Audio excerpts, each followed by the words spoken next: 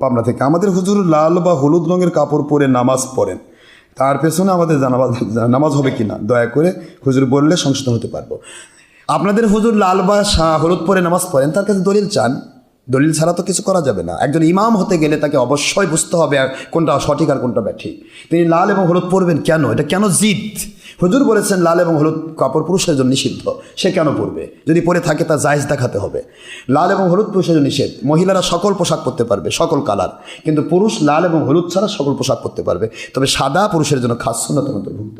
হুজুর সাল্লাল্লাহু আলাইহি ওয়াসাল্লাম সাদা পোশাক পছন্দ করতেন, যার কারণে বুখারী মুসলিমের হাদিসের ভিত্তিতে প্রমাণিত হয়েছে হুজুরের পছন্দকে সামনে রেখে আল্লাহ পাক ইহরামের কাপড় সাদা করেছেন এবং মাইয়েতের মুদ্দাদের পোশাক সাদা করেছেন। সুতরাং এই হুজুর কেন সে লাল বা হলুদ পরবে? কেন পরবে?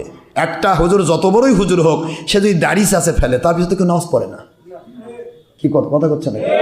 তাহলে আমার নবীর সুন্নত না থাকার কারণেই তার পিছনে নামাজ পড়তেছেন না।